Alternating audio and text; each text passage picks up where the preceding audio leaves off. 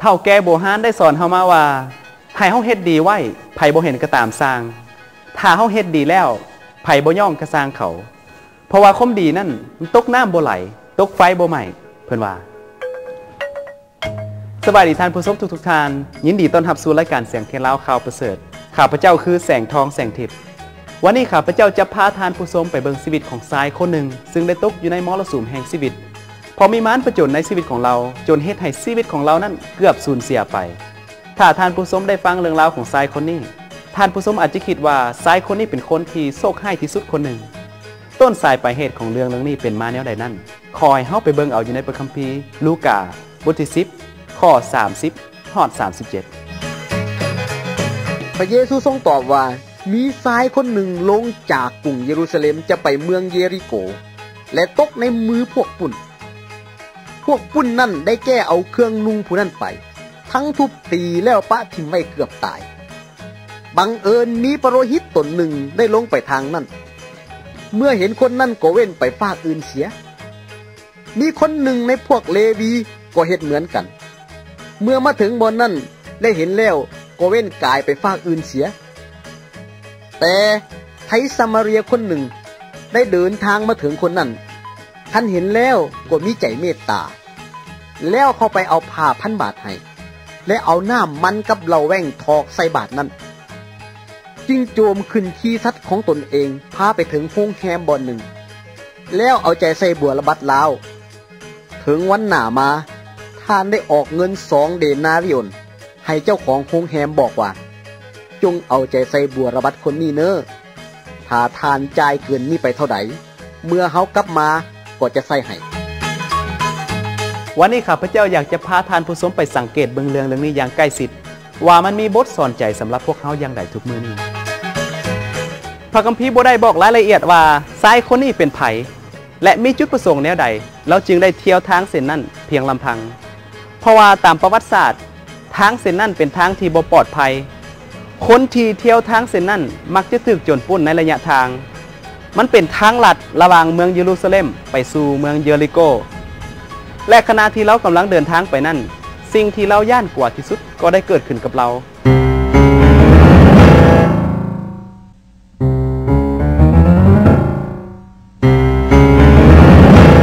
มีตัวอะไรมาให้เบิดมองลงนี่มีโจรหมู่หนึ่งได้เข้ามาปุ้นเราได้ปุ้นเอาทุกอย่างที่เรามีแม้แต่เสื้อผ้าของเราและพวกเขาได้ทุบตีเราจนถึงขั้นเกือบเสียชีวิตของเราหลังจากนั้นบ่ดนก็มีนักธรรมหรือว่าผู้นำในด้านศาสนาคนหนึ่งได้เดินทางผ่านมาแถวนั้นเมื่อเราได้เห็นชายคนนั้นกำลังนอนอาบเลือดอยู่แคมป์ถนนเราก็ตัดสินใจเว้นไปอีกทางหนึ่งเพื่อว่าเราจะบ่ได้สัมผัสกับชายคนนั้นเพราะว่าตามความเชื่อในด้านศาสนาของเราถ้าว่าเราไปต้องห่างกายของคนที่อยู่ในสภาพนั้นอาจจะเฮ็ดให้เราบ่สะอาดในด้านศาสนาเราก็เลยตัดสินใจเว้นไปอีกทางหนึ่งเราอาจจะคิดว่ามันบ่แม่นหน้าที่ของเราที่จะต้องซอยหรือว่าเราอาจจะหวังว่าคงมีคนเดินทางตามหลังเรามาที่อาจจะซอยสายคนนั้นได้แต่ส่วนตัวของเรานั้นเราขอหลีกเว้นไปซะก่อน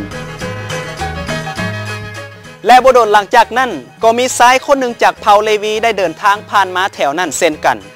ข้าพเจ้าอยากจะบอกถึงประวัติของเผ่าเลวีในจักหน่อยเผ่าเลวีนี่เป็นเผ่าหนึ่งใน12เผ่าของประชาชาติอิสราเอล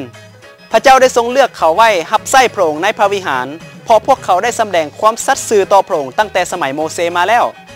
ท่านผู้ชมคงจำได้ว่ามีครั้งหนึ่งเมื่อโมเสสขึ้นไปภูเขาซีนายเพื่อไปรับเอาบัญญัติ10ประการของพระเจ้าพวกอิสราเอลได้เหตุการณ์กบฏต่อพระเจ้าโดยการสร้างรูปงัวค้ำขึ้นมาเพื่อขับไหว้แทนพระเจ้า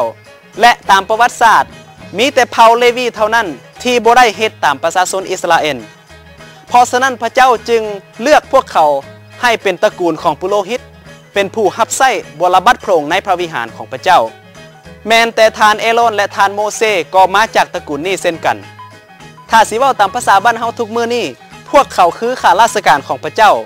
พวกเขาเป็นคือตำรวจเป็นคือผู้นำประเทศชาติในด้านศาสนาในด้านความเชื่อในด้านวัฒนธรรมในด้านกฎหมายของพลเมืองของพระเจ้าแต่ตามเรื่องของชายถูกปล้นคนนี้เมื่อชายเผ่าเลวีคนนี้ได้เดินทางผ่านมาและเห็นชายคนนั้นกำลังนอนอาบเลือดอยู่ข้างทาง เราก็บ่กล้าเข้าไปซอย อาจจะเป็นเพราะว่าเรามีธุระจำเป็นบางอย่างที่เราต้องไปแก้ไข และเราอาจจะคิดว่าธุระของเรานั่นสำคัญกว่าการที่จะซอยซ้ายคนหนึ่งที่กำลังจะตาย หรือเราอาจจะย่านว่าซ้ายคนนี้เป็นยาหลอกของโจรเมื่อเราเข้าไปซอยตัวเราเองก็อาจจะถูกปล้นและเพื่อป้องกันความปลอดภัยของตัวเราเองเราก็เลยตัดสินใจบ่ซอยเราได้หลีกเว้นไปอีกทางหนึ่งบ่ต่างจากผู้นำศาสนาคนนั้นที่ได้เดินทางมาก่อนหน้าเราหันหลังจากนั้นบ่ฮู้ว่าโดนปานใดก็มีชายชาวซามาเรียคนหนึ่ง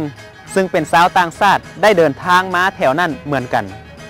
เมื่อเราได้เห็นชายคนนี้กำลังนอนอาบเลือดอยู่แคมทางเราก็มีใจอีตนเราก็มีใจสงสารชายคนนี้ถึงแม้ว่าเราฮู้ว่าชายคนนี้บ่แม่นชาติเดียวกันกับเราเราก็ได้ยื่นมือเข้าไปช่วยเหลือได้เอาน้ำมันมาล้างบาดแผลให้เราและได้ปิ่นปัวบาดแผลของเรานอกจากนั้นเรายังได้พาชายคนนี้ไปรักษาอยู่ที่โรงแรม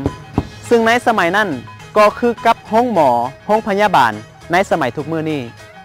และก่อนที่เราจะได้ลาจากไปเราได้บอกเจ้าของโรงแรมนั่นว่าคอยฝากเล่าให้เจ้าเบิ่งแย่งในเด้อเพราะว่าน่ะเราเจ็บอีต้นเล่านี่มันเงินค่าใช้จ่ายถ้าว่าอันน่ะมันจ่ายเกินก็กลับมาก็สิจ่ายตื้มให้เจ้าดอกตามความจริงแล้วคนยิวกับคนสมาเรียนั่นบ่ถือกันพวกเขาเป็นศัตรูกันทั้งที่พวกเขามาจากเสื้อสายเดียวกันพวกเขาเป็นลูกหลานของท่านอับราฮัมท่านอีซากและท่านยาโคบแต่เพราะเหตุใดพวกเขาจึงกลายเป็นศัตรูกันขอให้เฮาไปเบิ่งในประวัติศาสตร์